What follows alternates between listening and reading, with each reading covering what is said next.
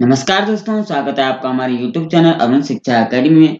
दोस्तों, आज हिंदी के इस महासेशन में हम क्लास 12 हिंदी आत्म परिचय जो प्रथम पार्ट है इसका यानी काव्य खंड का, इसके मोस्ट इम्पोर्टेंट 58 एमसी क्वेश्चन हम आपके लिए लेकर आए हैं। ऐसे एमसी क्वेश्चन आपको पूरी किताब में कहीं नहीं मिलेगी और किसी भी वीडियो में मिलने वाली नहीं है, क्योंकि इसे हमने खुद अपने हाथों से तैयार किया हुआ है और ये आपके लिए बेहद फायदेमंद होने वाले हैं। आप टीजीटी, पीजीटी या केवीएस या एनवीएस किसी की भी तैयारी कर रहे हैं, उसके लिए आपके लिए बेहद इंपॉर्टेंट होने वाला है। और अगर आप 12th की बोर्ड की परीक्षा की तैयारी कर रहे हैं, उसके लिए भी इंपॉर्टेंट होने वाले हैं। यानी ये महासंग्राम वाली वीडियो है। 58 क्वेश्चन पर हम चर्चा करने वाले हैं। इससे पहले अगर चैनल पर नहीं है तो प्लीज चैनल सब्सक्राइब जरूर करें और कमेंट में जय श्री कृष्ण लिखते हुए आज के इस महासेशन में बिना स्किप करे आप एक एक क्वेश्चन को ध्यान से देखिए, ध्यान से समझिए। और अगर आपको पीडीएफ चाहिए तो आप कमेंट में अपना नंबर दे सकते हैं, हम आपको पीडीएफ भी फ्री में प्रोवाइड कराएंगे। चलो सेशन में आज आगे बढ़ते हैं। पहला प्रश्न आज का होगा, स्नेह सुरा में कौन सा अलंकार है? यानी आत्म परिचय की जो कविता है ये, तो इसके ये क्वेश्चन हमने बना रखे हैं और कविता के अंदर से लिए गए क्वेश्चन यह होंगे। तो स्नेह सुरा में कौन सा अलंकार है? उपमा अलंकार, रूपक अलंकार, उत्प्रेक्षा अलंकार या दो बार रूपक आ गया, तो इसमें कौन सा सही हो जाएगा? क्वेश्चन नंबर 1 का जो राइट आंसर हो जाएगा आपका ये बी ऑप्शन आ जाएगा, यानी इसमें रूपक अलंकार हो जाएगा। ठीक है, आगे बढ़ते हैं। क्वेश्चन नंबर 2 होगा, कवि किसके नशे में मस्त है? कवि जो है, कवि ने जो कविता रची है, तो ये हरिवंश राय बच्चन जी ने जो कविता रची हुई है आत्म परिचय, यानी अपनी परिचय दे रहे हैं, तो वो कवि जो है किसके नशे में मस्त है? प्रेम रूपी सुरा के, अमृत के, शराब के या भांग के? तो इसका जो राइट आंसर हो जाएगा आपका 2 का, वह हो जाएगा प्रेम रूपी सुरा में के नशे में व्यस्त है। क्वेश्चन नंबर 3 की बात करें, बिना स्किप करें जल्दी से चलेंगे। कवि किसकी परवाह नहीं करते? यानी हरिवंश राय बच्चन जो है किसकी परवाह नहीं करते हैं? अपने देश की, अपने गांव की, इस दुनिया की या अपने जीवन की? तो क्वेश्चन नंबर 3 का जो राइट आंसर हो जाएगा आपका सी ऑप्शन आ जाएगा, यानी इस दुनिया की परवाह नहीं कर रहे, वो अपनी ही अलमस्त होकर के प्रकृति के इस सुंदर सा चित्रण कर रहे हैं। क्वेश्चन नंबर 4 है, कवि क्वेश्चन नंबर 4 है, कवि कैसे संसार को ठुकराते हैं? वैभवशाली, स्वार्थी, घमंडी या कोई नहीं?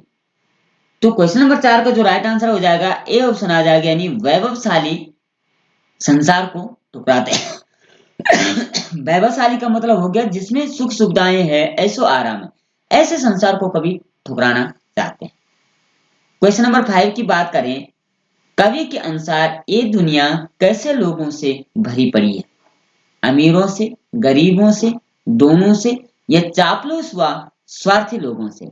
तो क्वेश्चन नंबर 5 का जो राइट आंसर हो जाएगा आपका डी ऑप्शन आ जाएगा, यानी कवि हरिवंश राय बच्चन जी कहते हैं कि यह दुनिया जो है चापलूस व स्वार्थी लोगों से भरी हुई है। ठीक है, क्वेश्चन नंबर 6 है, दिन कैसे ढलता है? तो धीरे धीरे ढलता है, जल्दी जल्दी ढलता है, आलस्य से ढलता है या सोते सोते ढलता है? अगर आपने कविता नहीं पढ़ी है या उसका अर्थ आप जानना चाहते हैं या उससे संबंधित पाठ से संबंधित प्रश्नोत्तर जानना चाहते हैं, प्ले लिस्ट में जाकर के आप सेशन देख सकते हैं। उसके प्रश्नोत्तर भी हमने आपको जल्दी से सरल भाषा से इसको हमने सब कुछ करा रखा है, आप वहां जाकर के देख सकते हैं। क्वेश्चन नंबर 6 है, दिन कैसे ढलता है? धीरे धीरे, जल्दी जल्दी, आलस्य से या सोते सोते? 6 का जो राइट आंसर हो जाएगा बी ऑप्शन आ जाएगा, यानी दिन जल्दी जल्दी ढलते हैं।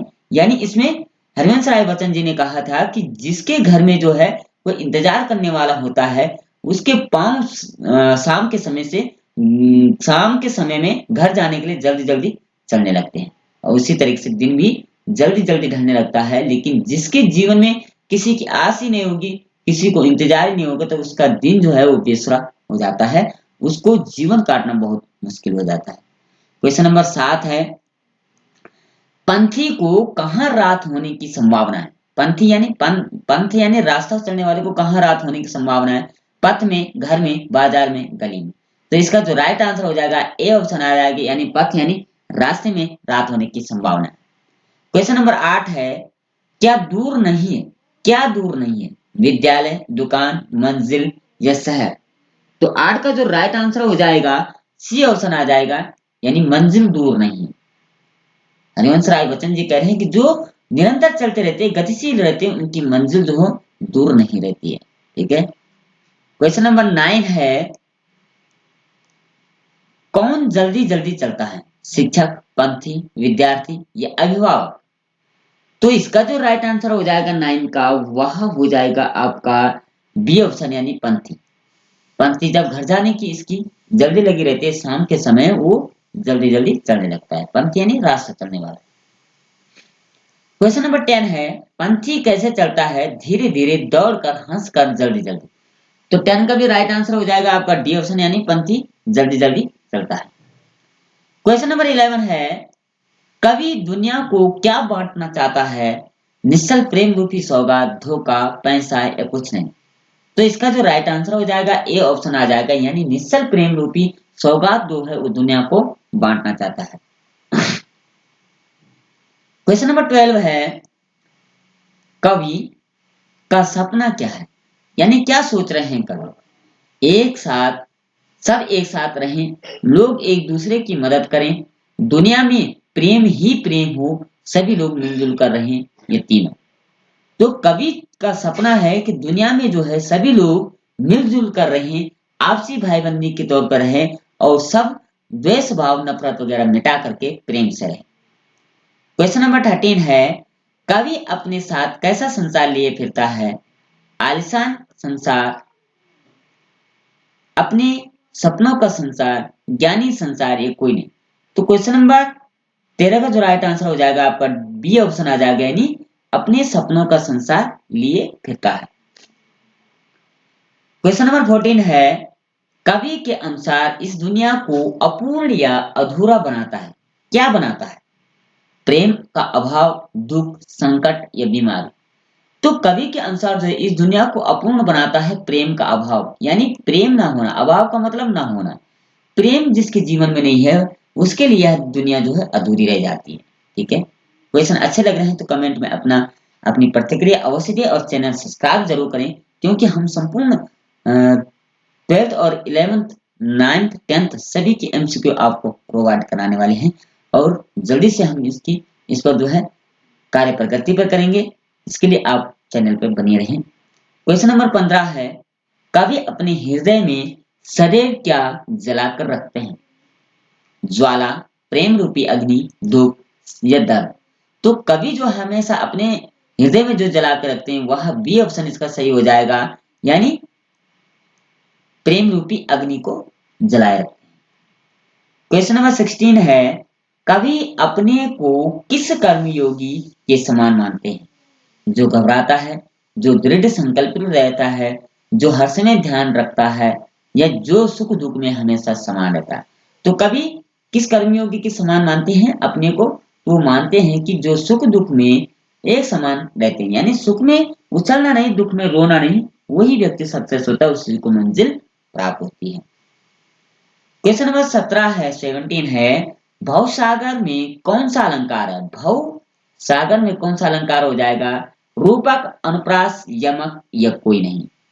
तो 17 का जो राइट आंसर हो जाएगा आपका ए ऑप्शन चला जाएगा, रूपक अलंकार इसमें हो जाएगा, यानी भव सागर।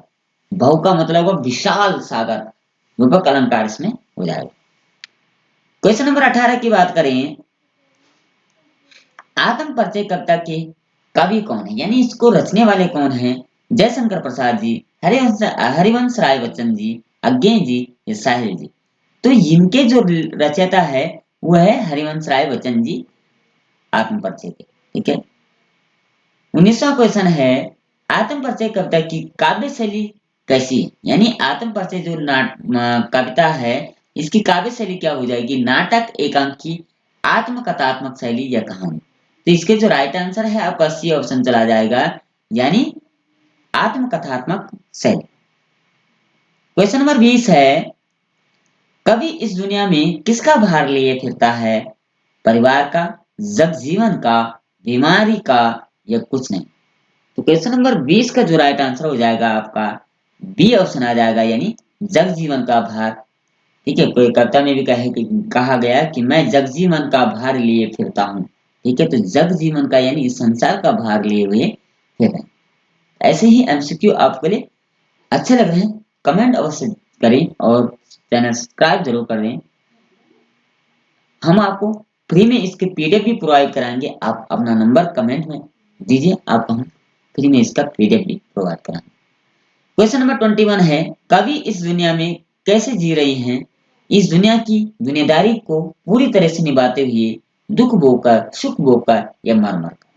तो क्वेश्चन नंबर 21 का जो राइट आंसर हो जाएगा ए ऑप्शन आ जाएगा, यानी इस दुनिया की दुनियादारी को पूरी तरह से निभा करते थे।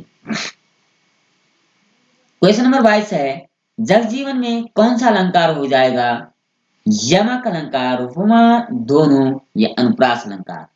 क्वेश्चन नंबर 22 का जो राइट आंसर हो जाएगा आपका वह हो जाएगा डी ऑप्शन, यानी अनुप्रास अलंकार हो जाएगा।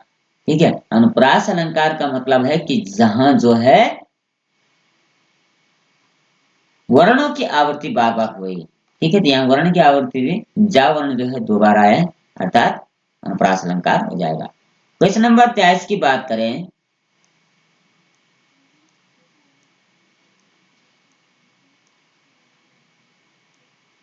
क्वेश्चन नंबर 23 की बात करें, इस दुनिया के लोगों में क्या बांटता फिरता है, यानी कवि जो है इस दुनिया के लोगों में क्या बांटता फिरता है, निश्चल प्रेम, कपट प्रेम, स्वार्थ प्रेम या कुछ नहीं।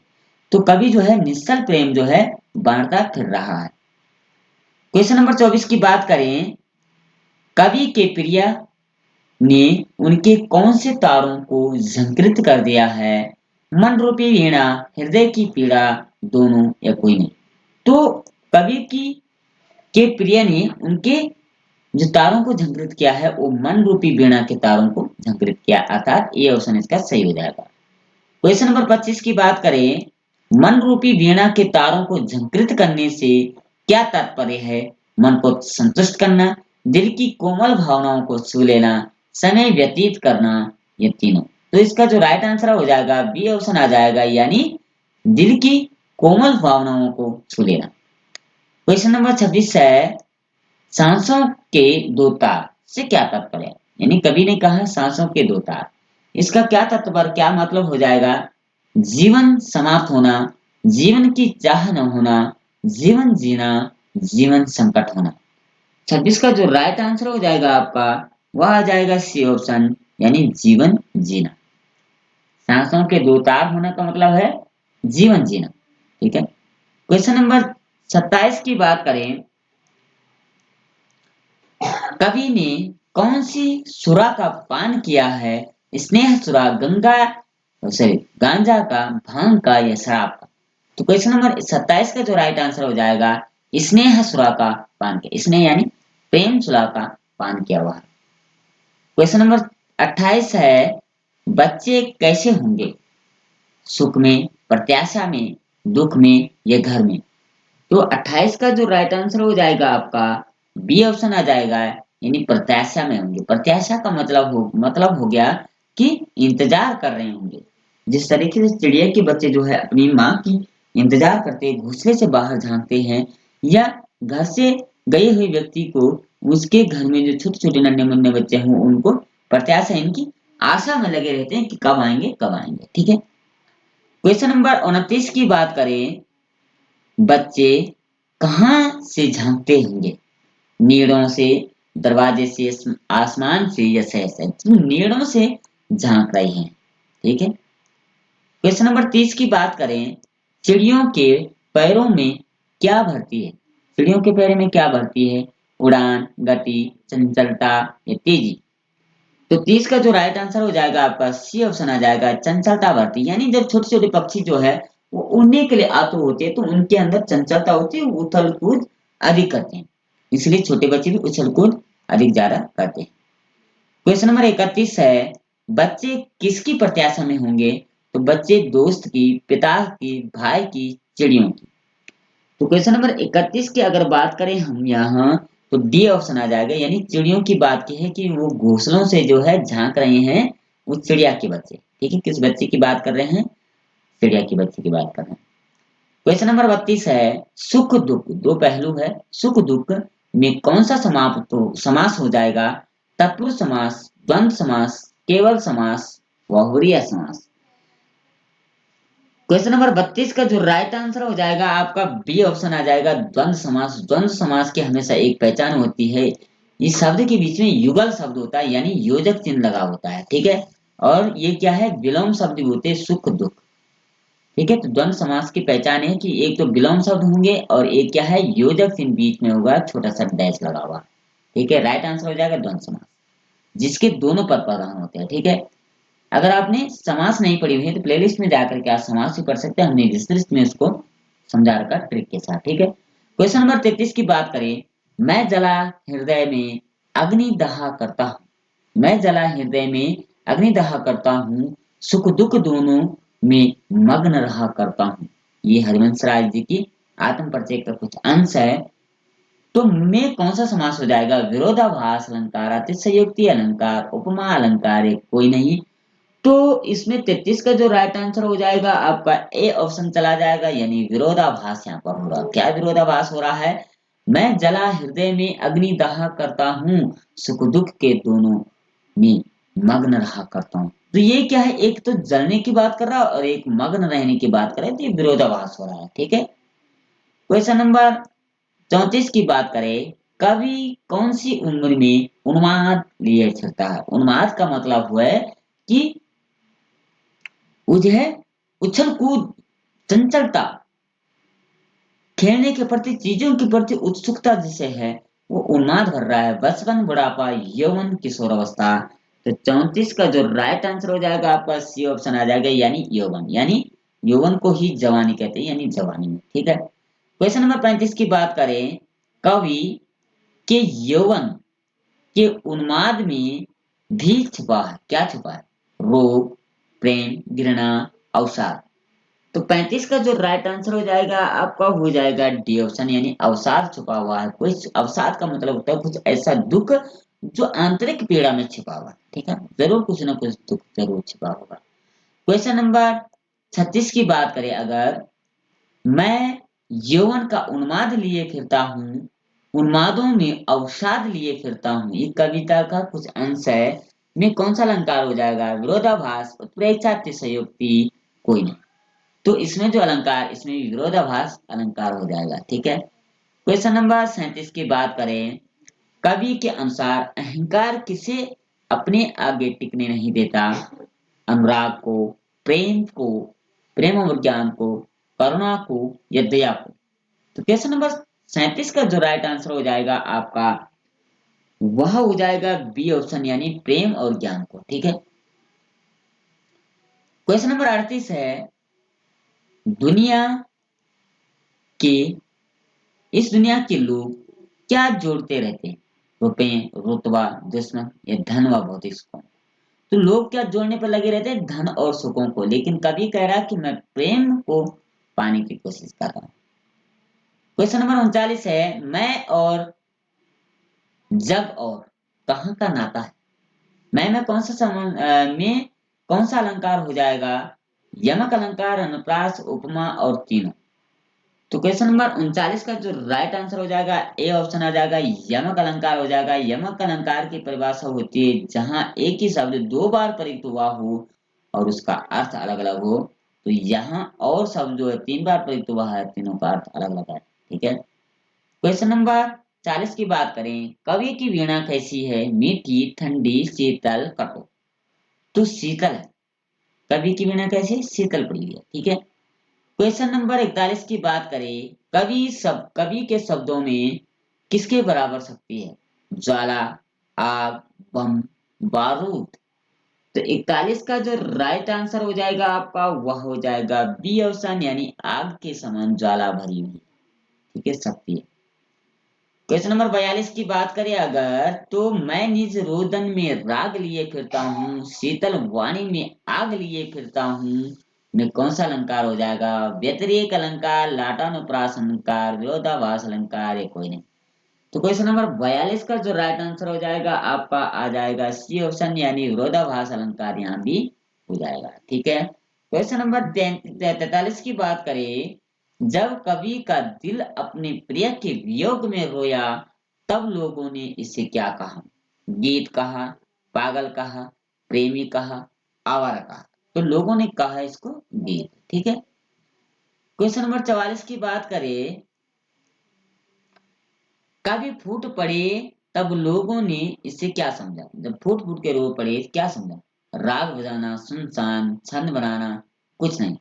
तो 44 का जो राइट आंसर है आपका वह हो जाएगा सी ऑप्शन, यानी छंद बनाना। ठीक है। क्वेश्चन नंबर 45 की बात करें, दुनिया कवि को किस रूप में अपनाती है? सॉरी, प्रेम होना था। ठीक है, प्रेम के रूप में, कवि के रूप में, दोस्त के रूप में, दुश्मन के रूप में। तो राइट आंसर हो जाएगा आपको बी ऑप्शन आ जाएगा, कवि के रूप में।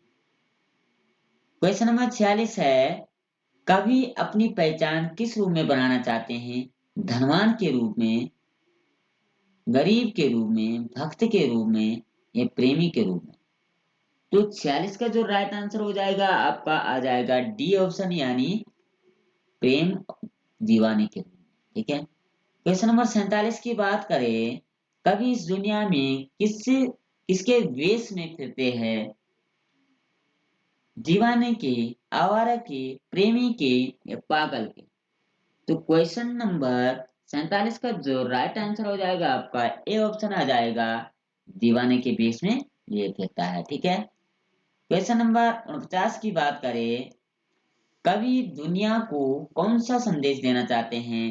अहंकार में जीने का, रौब में जीने का, मौज मस्ती में जीने का, ये दुख में जीने का?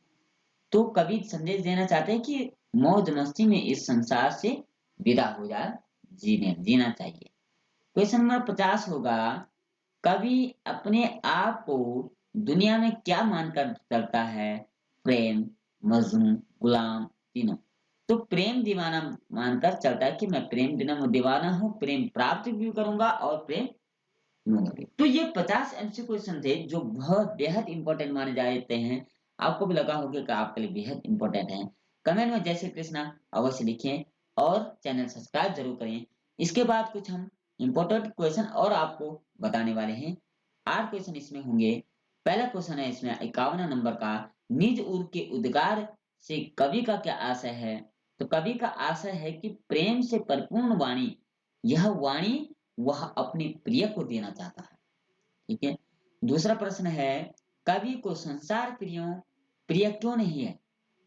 संसार में प्रेम आत्मीयता का कोई स्थान नहीं है, संसार में पूर्णता नहीं है। ठीक है।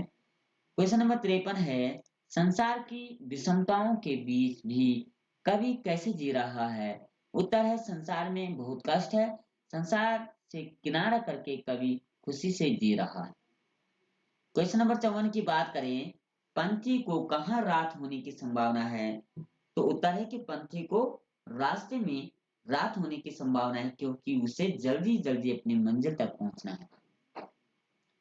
क्वेश्चन नंबर 55 है, पंथी के लिए क्या दूर नहीं है? तो पंथी के लिए मंजिल दूर नहीं है, क्योंकि उसके मन में अपनी मंजिल तक पहुंचने का उत्साह और उमंग है।